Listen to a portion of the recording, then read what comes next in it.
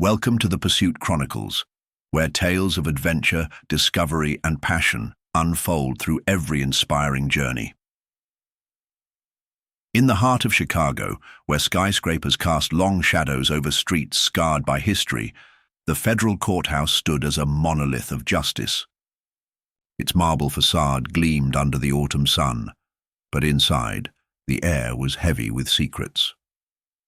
Judge Thomas "Tom" Kane, a grizzled 65-year-old veteran of the Vietnam War, sat in his chambers, staring at a case file that felt like a grenade with the pin half pulled. Tom Kane was no stranger to hard choices. As a young Marine in the jungles of Vietnam, he'd learned that survival often came at a cost. Now, as one of the most respected judges in the Seventh Circuit, his reputation for fairness was ironclad. But the case before him threatened to unravel everything. The defendant was Rick Heller, a 67-year-old former Illinois Department of Natural Resources director, accused of embezzlement, money laundering, and racketeering.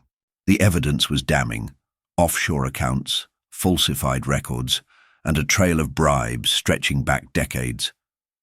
What the file didn't say, what no one in the courthouse knew, was that Rick Heller had once saved Tom's life. In 1971, during a firefight in Quang Tri, Rick had dragged Tom, bleeding and half-conscious, out of a burning village. They'd been brothers in arms, bound by blood and promises. Now, Tom was tasked with judging the man who'd once been his savior. Tom had tried to recuse himself. Conflict of interest, he'd argued to Chief Judge Margaret Ellison. But Ellison, a sharp-eyed woman with a knack for political maneuvering, had shut him down. "You're the only one with the spine to handle this, Tom," she'd said, her tone leaving no room for debate. "Heller's case is a powder keg. We need someone the public trusts." Tom leaned back in his chair, the leather creaking under his weight. The file lay open on his desk, its pages a labyrinth of numbers and accusations, but something felt off. The numbers were too clean, the witnesses too convenient. Tom had seen enough corruption cases to know when a story was being shaped rather than told. The holding cell smelled of bleach and despair. Rick Heller sat across from Tom, his wrists cuffed, his once proud frame diminished by months in detention. The years had carved deep lines into Rick's face, but his eyes still burned with the defiance Tom remembered from their days in the jungle. "You look like hell, Tom," Rick said, a faint smirk tugging at his lips. "And you look like a man who forgot how to run," Tom shot back. He kept his voice steady, but his heart was racing. This wasn't just a defendant. This was the man who'd carried him through hellfire. They were alone, the guards dismissed for a rare moment of privacy. Rick leaned forward, his voice low. "I'm not asking for a favor, Tom. I know what the evidence says.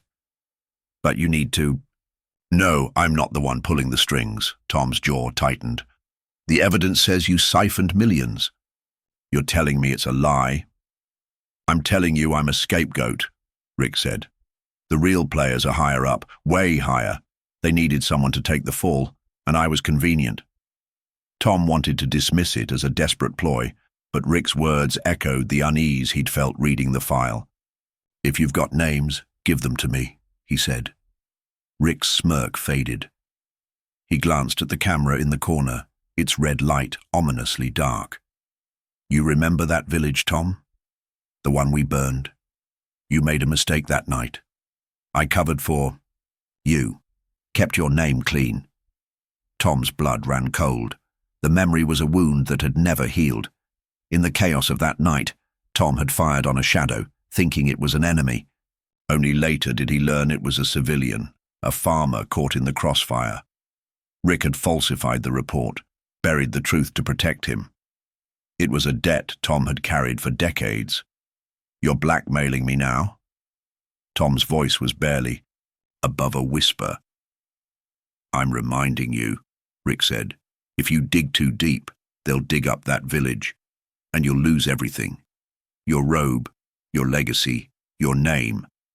Assistant Judge Sarah Lynn was everything Tom wasn't: young, idealistic, and unburdened by the ghosts of war. At 32, she'd risen fast in the judiciary, her sharp mind and unyielding principles earning her a spot on the Heller case. She was Tom's shadow in the courtroom, watching, learning, and occasionally challenging him with questions that cut too close to the bone. "Judge Kane, have you noticed the discrepancies in the financial records?" Sarah asked one evening as they reviewed the case in his chambers. Her dark eyes were intense, her fingers tapping a pen against the desk. Tom hesitated. He'd noticed, all right.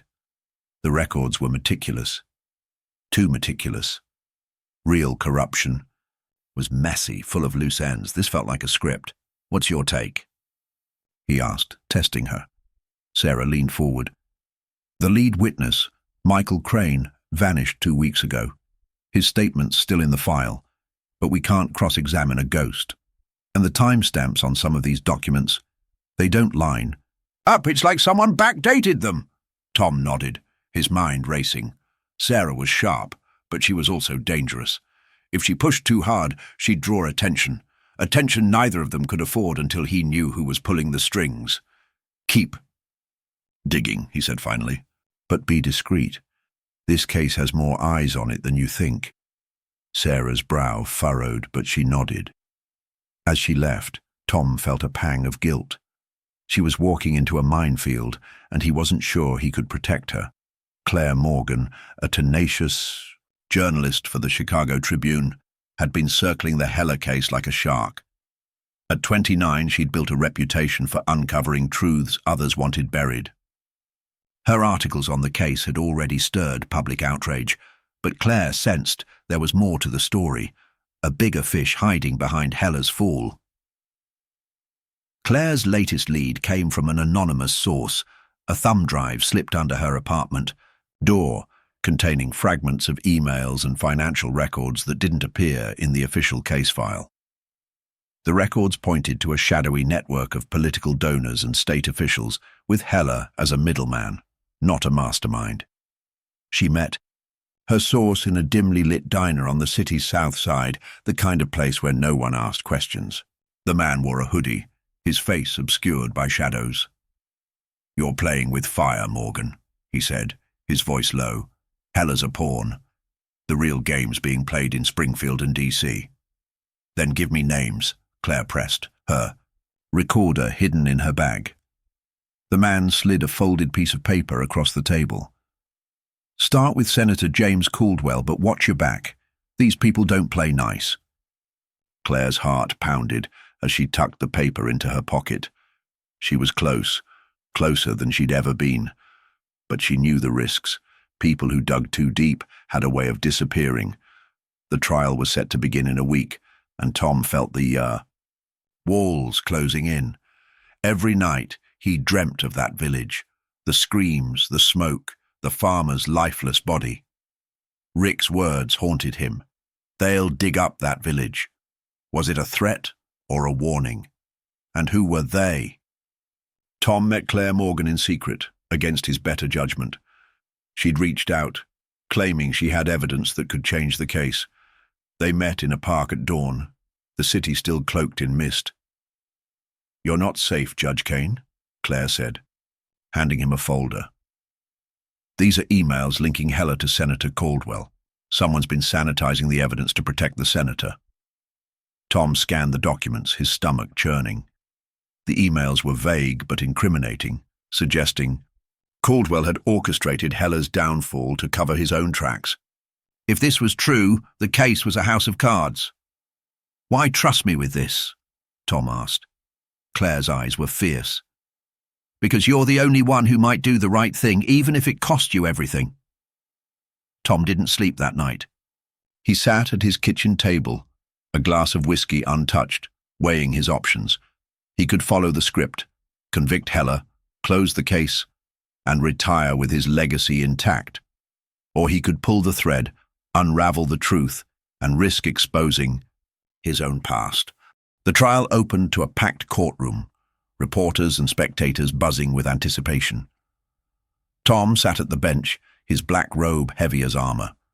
Sarah was at his side, her expression unreadable. Rick Heller, sat at the defense table, his eyes locked on Tom's, a silent challenge.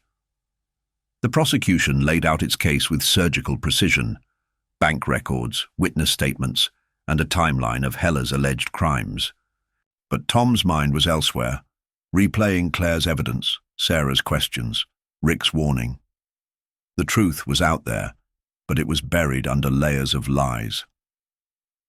On the third day, Claire Morgan made her move. She published a bombshell article, backed by a leaked audio recording of Senator Caldwell, instructing an aide to clean up the Hella mess. The courtroom erupted as the news spread, spectators whispering, reporters scrambling. Sarah leaned toward Tom, her voice urgent. "We need to halt the trial, Judge. This changes everything." Tom's heart pounded. He looked at Rick, whose expression was unreadable, then at the prosecution, whose lead attorney was visibly sweating. The gavel felt like a lead weight in his hand. "Ladies and gentlemen," Tom said, his voice steady despite the storm inside him. "This court is adjourned pending further investigation."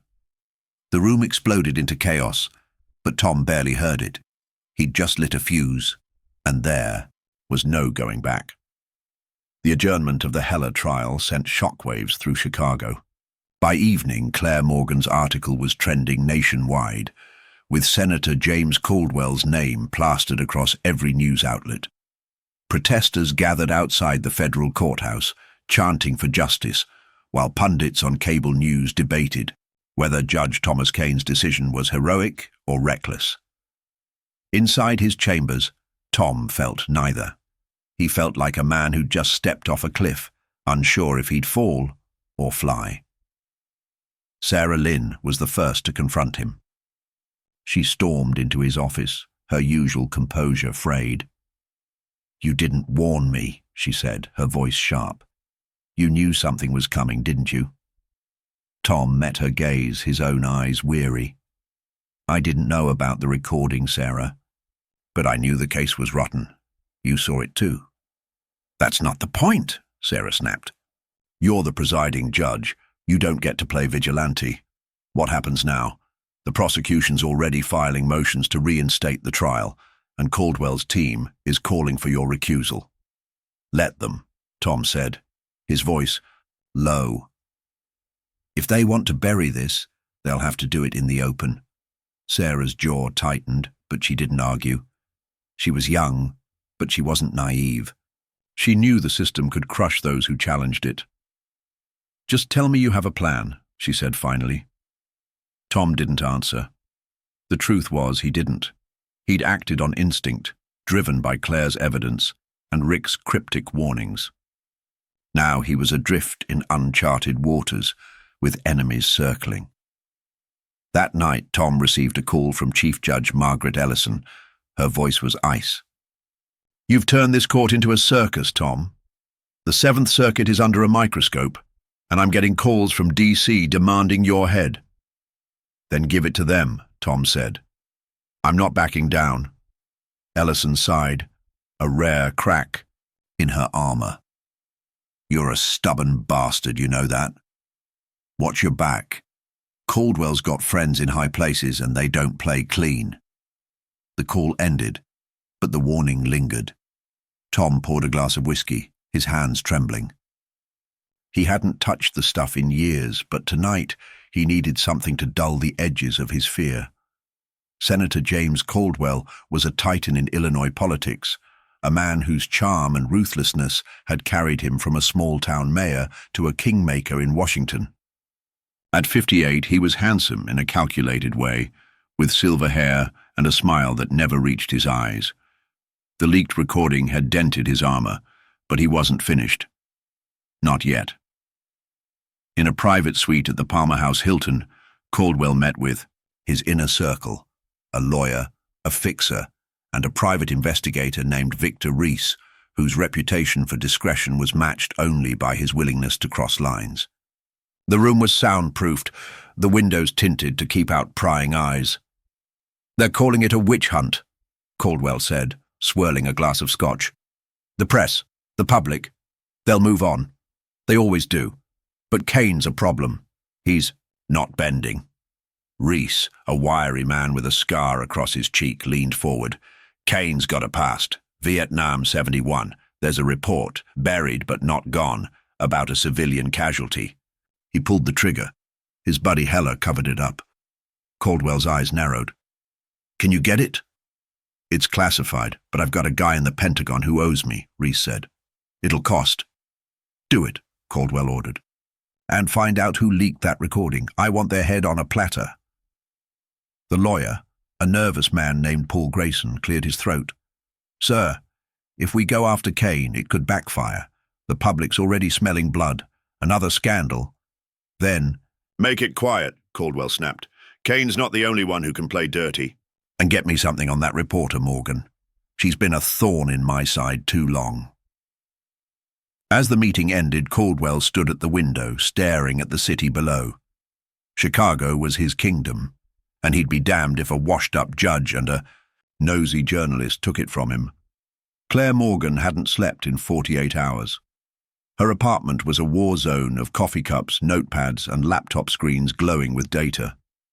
The leaked recording had been a coup, but it was only the beginning. Her source, the hooded man from the diner, had promised more, but he'd gone silent. Claire wasn't sure if he was scared or dead. She was digging into Caldwell's financials. When her phone buzzed with a text from an unknown number, "Meet me at the pier, 2 a.m., come alone."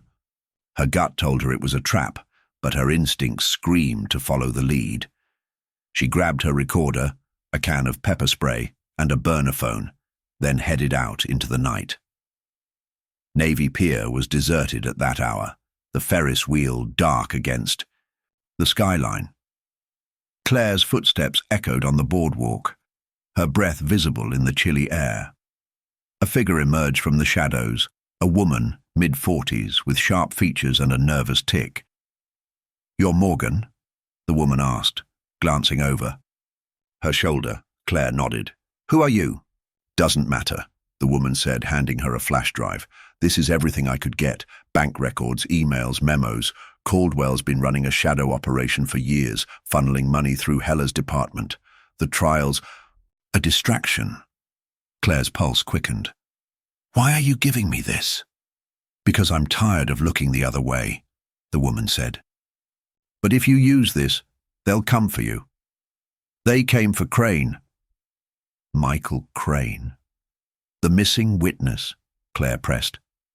The woman's eyes darted to the darkness. "He's not missing, he's dead. Car accident 2 weeks ago. Looked clean, but it wasn't." Before Claire could ask more, the woman vanished into the night. Claire clutched the flash drive, her mind racing. She was in deeper than she'd ever been, and the water was rising fast. Sarah Lynn was starting to question everything. She'd joined the judiciary to uphold the law, not to navigate a maze of lies and power plays. Tom's decision to adjourn the trial had electrified her. She admired his courage, but it also terrified her. The system didn't reward rebels, and she was still building her career. In her small apartment, Sarah pored over the case file, cross-referencing Claire's article with the evidence. The recording was damning, but it wasn't enough. They needed hard proof, something the prosecution couldn't bury. She was about to call it a night when her doorbell rang. It was Claire Morgan, looking like she hadn't slept in days. "I need your help," Claire said, holding up a flash drive. "This could blow the Heller case wide open, but I can't do it alone." Sarah hesitated. Working with a journalist was a breach of protocol, a career ender if it went wrong, but the fire in Claire's eyes mirrored her own hunger for truth. "What's on it?" she asked. "Proof Caldwell's been laundering money through state contracts," Claire said. "Heller was his front man, but there's a whole network. Politicians, donors, even some feds. If we can get this to Judge Kane, he might reopen the investigation." Sarah's stomach churned. This wasn't just a case anymore. It was a war. "Give me the drive," she said finally. "I'll talk to Kane, but if this goes south, we're..." "Both done," Claire nodded, a flicker of gratitude in her eyes. "Just don't let them bury it." Tom was at the Vietnam Veterans Memorial in Chicago when the call came. The stone wall etched with names was a place he visited when the weight of his choices became too much. He was tracing the name of a fallen comrade when his phone buzzed. It was an unknown number. "Judge Kane," a voice said, smooth and cold. "You've been digging where you shouldn't." Tom's grip tightened on the phone. "Who is this?" "Someone who knows what happened in Quang Tri, 1971. The voice said, "You pulled the trigger. Heller cleaned up your mess. Step back from the Heller case, or that report goes public." The line went dead. Tom stood frozen, the memorial's reflection blurring in his eyes. The past wasn't just haunting him, it was hunting him. He drove to Sarah's apartment, his mind a storm of fear and resolve. She was waiting, her expression grim. "Claire Morgan gave me this," she said, handing him the flash drive. "It's evidence against Caldwell. If we use it, we can take him down." Tom stared at the drive, his heart pounding. This was the thread he'd been afraid to pull. If he used it, he'd expose Caldwell and himself. If he didn't, he'd let a corrupt system win. "Get me everything on this drive," he said. "And Sarah, don't tell anyone, not yet." Claire was ambushed on her way home from Sarah's apartment. A black SUV cut her off in an alley, and two men in ski masks dragged her into a warehouse.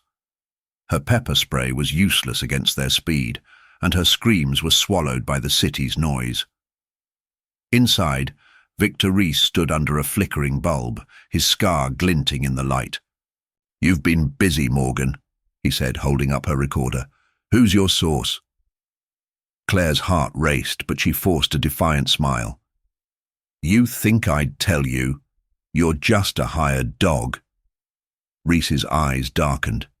He nodded to one of the men, who slammed a fist into Claire's stomach. She doubled over, gasping but didn't break. "Last chance," Reese said. "Names, or your fish food in Lake Michigan." Claire's mind raced. She had one card left to play. "You want a name? Ask Caldwell why he's so scared of a dead witness." Reese hesitated, just for a second, and Claire saw her opening. She lunged for a rusted pipe on the floor, swinging it at the nearest thug. The warehouse erupted into chaos, shouts, footsteps, the crack of a gunshot. Claire didn't stop to think. She ran, her lungs burning, until she reached the street. She didn't know if she'd escaped or if they'd let her go. All she knew was that she was alive, and she had to get to Tom before Reese did. Tom spent the night analyzing the flash drive with Sarah. The evidence was staggering. Bank records, encrypted emails, and a memo outlining a decade-long scheme to siphon public funds through Heller's department. Caldwell's name was everywhere, along with a dozen others, state officials, federal agents, even a judge in the Northern District. "This is bigger than we thought," Sarah whispered, her voice trembling. "If we go public, it's not just Caldwell, it's the whole system." Tom nodded, his jaw tight. "That's why we can't stop." The next morning, Claire arrived at the courthouse, bruised but unbroken. She told Tom about the ambush, her voice steady despite the fear in her eyes. "They're closing in, Judge. You need to act now." Tom knew she was right. The trial was set to resume in 2 days, and Caldwell's team was pushing for a quick conviction. If Tom didn't move, the evidence would be buried, and Heller would take the fall. He called a closed-door meeting with the prosecution and defense, presenting the flash drive's contents. The room was silent as he spoke, the weight of the truth pressing down on everyone. "I'm recommending a full investigation into Senator Caldwell and his associates," Tom said. "This trial is on hold until the DOJ reviews this evidence."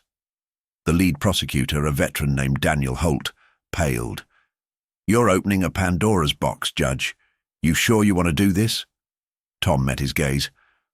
"I'm sure I don't have a choice." The fallout was immediate. Caldwell's team denounced the evidence as fabricated, accusing Tom of judicial overreach. The press was divided.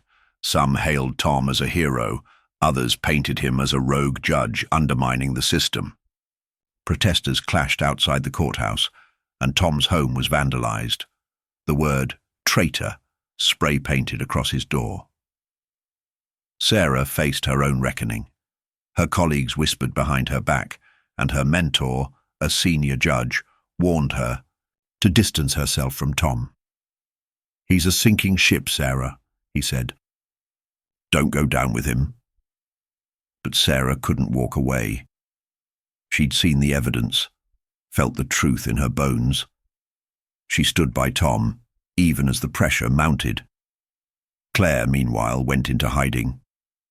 Reese's men were still out there, and she knew they wouldn't stop. She sent her final article to the Tribune from a burner laptop, detailing the full scope of Caldwell's network. It was her last act of defiance, a beacon for others to follow. Tom knew the end was coming. The Pentagon report surfaced, leaked to a tabloid by an anonymous source. The headline screamed, "Judge Kane's war crime cover-up." The story was incomplete, twisted to paint him as a monster, but it was enough.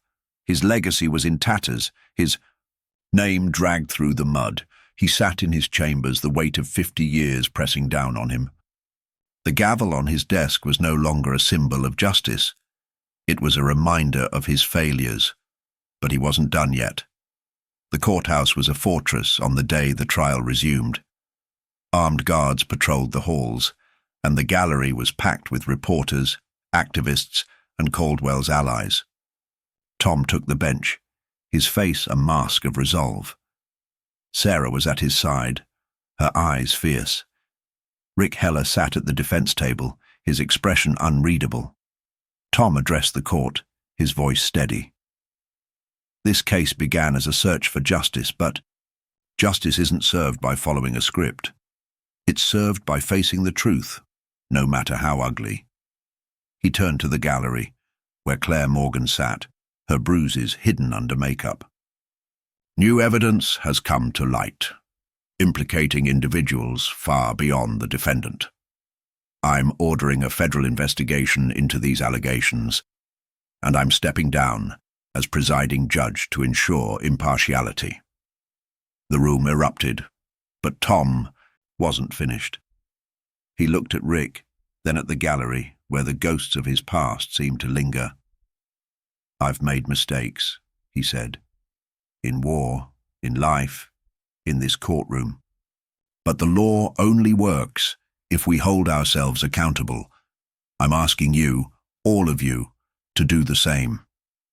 He banged the gavel, the sound echoing like a gunshot. Then he stood and walked out, leaving the courtroom in chaos. Thomas Kane's resignation was front-page news, but he didn't read the headlines. He'd left the courthouse under a barrage of camera flashes and shouted questions, his head held high but his heart heavy.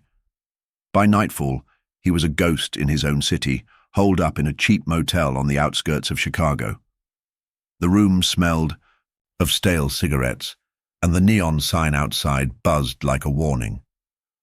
Tom sat on the edge of the bed, the Pentagon report spread out before him.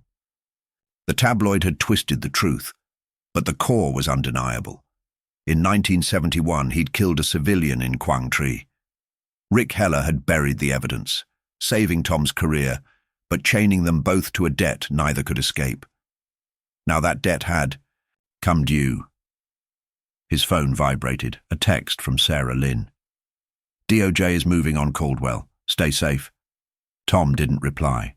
Sarah was fighting the war he'd started, and he trusted her to carry it forward. But his own battle was personal now, a reckoning with the man he'd been and the man he'd become. A knock at the door jolted him from his thoughts. He grabbed the old service revolver he kept in his bag, his instincts sharp despite the years. "Who's there?" he called. "It's me," came a familiar voice. "Claire Morgan." Tom opened the door, and Claire slipped inside, her face pale and her jacket torn. "They're still after me," she said, breathless. "Reese's men. I got away, but they're closing in." Tom's grip tightened on the revolver. "Why come here? You're a target, and I'm radioactive." Because you're the only one I trust, Claire said. Her eyes were fierce, but there was fear beneath the bravado. I've got one last piece of evidence. A ledger tying Caldwell to a federal judge. If we can get it to Sarah, it'll seal the case. Tom hesitated. Helping Claire meant stepping back into the fire, risking everything he had left.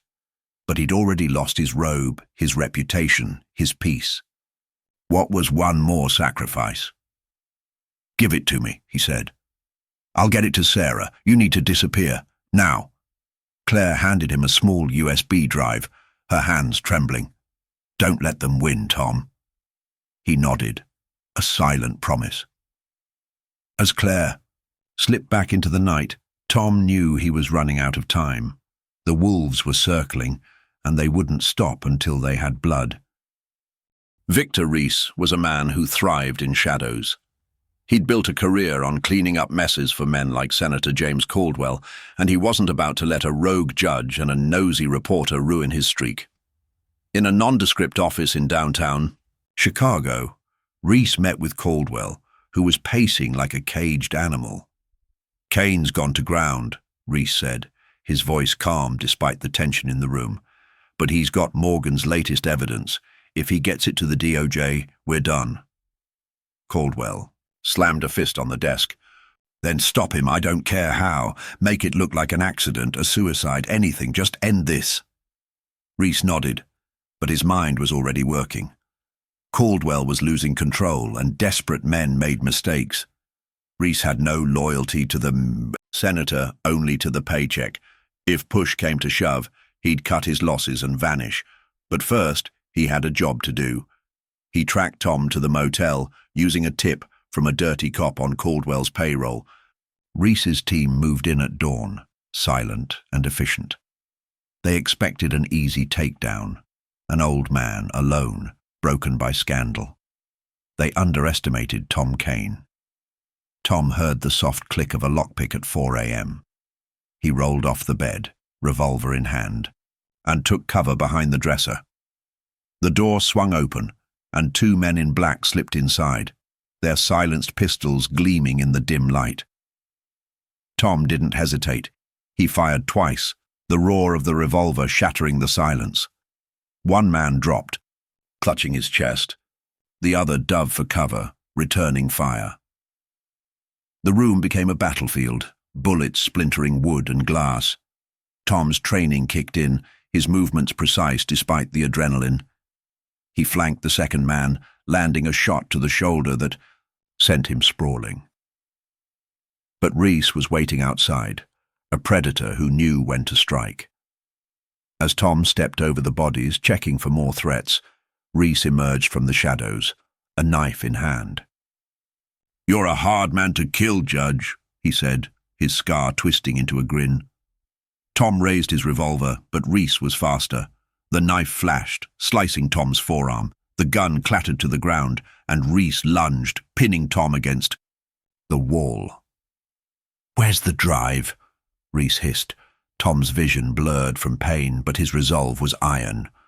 "Go to hell," he spat, driving his knee into Reese's gut. The fixer staggered, and Tom scrambled for the gun. They grappled, a brutal dance of survival, until Tom landed a desperate punch that sent Reese crashing into the motel's flimsy table. Sirens wailed in the distance. Someone had called the cops. Reese cursed, retreating into the night as Tom clutched the USB drive, blood dripping onto the carpet. He'd won this round, but the war was far from over. Sarah Lynn was drowning in chaos. The DOJ had launched a formal investigation into Caldwell's network, but the pressure was relentless. Caldwell's allies in Congress were pushing back, accusing the judiciary of overreach, while the press hounded Sarah for statements she couldn't give. She was no longer just an assistant judge. She was the face of the Heller case, a role she hadn't chosen but couldn't escape. In her office, surrounded by case files and empty coffee cups, Sarah met with Daniel Holt, the lead prosecutor. Holt was a pragmatist, wary of the political fallout but grudgingly impressed by the evidence.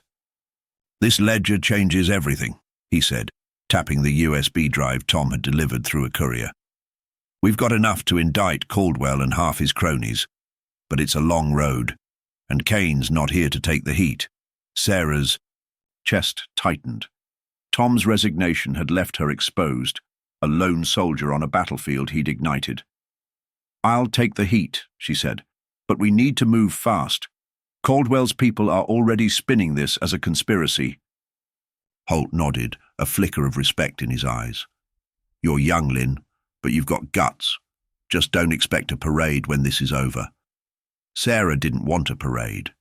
She wanted justice, not the clean, tidy version in law books, but the messy, costly kind that changed things. She spent the night drafting motions, coordinating with the DOJ, and preparing for the fight of her life. Tom had passed her the torch, and she wouldn't let it go out. Claire Morgan was running out of places to hide. She'd ditched her apartment, her phone, even her name, moving from safe house to safe house with the help of a sympathetic editor at the Tribune. But Reese's network was vast, and Chicago's underbelly was his playground. She was in a rundown motel on the south side when the attack came. The door exploded inward, and 3 men stormed in, their faces masked, but their intent clear. Claire was ready. She'd rigged the room with a makeshift alarm, giving her seconds to act. She grabbed a fire extinguisher and sprayed it, blinding. The intruders then bolted for the window. The fire escape was rusted, but it held as she scrambled down, her heart pounding. Gunshots echoed behind her, bullets pinging off metal. She hit the ground running, weaving through alleys until she reached a payphone, one of the last in the city. She called Sarah, her voice shaking but resolute. "I'm done hiding," Claire said. "I've got copies of everything, the ledger, the emails, the recordings. I'm sending them to every major outlet. If they want me, they'll have to kill me in public." Sarah's voice was urgent. "Claire, don't. We're close. The DOJ, they'll bury it unless we force their hand," Claire interrupted. "This is bigger than me, Sarah. Finish what we started." She hung up, mailed the evidence from a Dropbox, and stepped into the open, her chin high. If Reese was coming, she'd face him on her terms. The federal investigation hit Caldwell's network like a tsunami. Indictments rained down. Senators, judges, state officials, even a deputy director at the FBI. Caldwell himself was arrested at his mansion, his polished facade crumbling as cameras captured his perp walk. The public was stunned, then outraged, demanding reform in a system they'd long distrusted. Sarah took the bench for the reopened Heller trial, her first time presiding solo. Rick Heller's charges were reduced, the evidence now pointing to his role as a coerced middleman rather than a mastermind. He was sentenced to time served, a bittersweet victory for a man who'd lost everything. After the verdict, Sarah addressed the court, her voice steady but resonant. "This case exposed a rot in our system, not just in one man, but in the structures that enabled him. Justice isn't a verdict, it's a promise we keep fighting for." The gallery erupted in applause, but Sarah's eyes were on the empty seat where Tom should have been. His sacrifice had made this moment possible, and she vowed to honor it. Tom Kane stood before a small grave in a Chicago cemetery, the name etched in stone, Nguyen Van Thuan. It was the civilian he'd killed in Quang Tri, a man whose face had haunted him for decades. The Pentagon report had been discredited as incomplete, but Tom knew the truth. He'd carried it long enough. "I'm sorry," he whispered, his voice breaking. "I owed you more than silence." He placed a single flower on the grave, a gesture too small for the weight of his guilt. The city hummed around him, oblivious to his private absolution. Tom had no robe, no title, no legacy. But he had this moment, and it was enough. He walked away, his steps lighter than they'd been in years. The fight wasn't over. Sarah and Claire would carry it forward. But Tom's war was done. He'd faced his past, paid his debt, and in doing so, found a fragile peace. 6 months later, Chicago was a city transformed. The Heller case had sparked a wave of reforms, transparency laws, ethics oversight, and a new generation of judges like Sarah Lynn, who refused to play by the old rules. Claire Morgan, now a Pulitzer contender, published a book on the case, dedicating it to the man who dared to break the silence. Sarah visited Tom at his new home, a small cabin in Wisconsin's North Woods. He was different, quieter, but not defeated. They sat on the porch, the lake shimmering under the sun. "You changed things, Tom," Sarah said. "The system's not perfect, but it's better because of you." Tom shook his head. "You're the one changing things, Sarah." "I just lit the match," she smiled, a rare softness in her eyes. "Then I'll keep the fire burning." As Sarah drove away, Tom watched the horizon, the weight of his choices settling into something like acceptance. The blade of justice had cut deep, but the scales were tipping toward truth. For the first time in years, he believed it might be enough. Claire Morgan's book became a bestseller, inspiring a movement for accountability in government. Sarah Lynn rose to prominence as a federal judge, her name synonymous with integrity. Rick Heller rebuilt his life quietly, volunteering at a veterans center, forever bound to Tom by their shared past.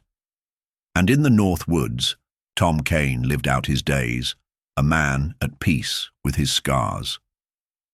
He never returned to Chicago, but the city carried his legacy in every reform, every truth uncovered, every step toward a better dawn.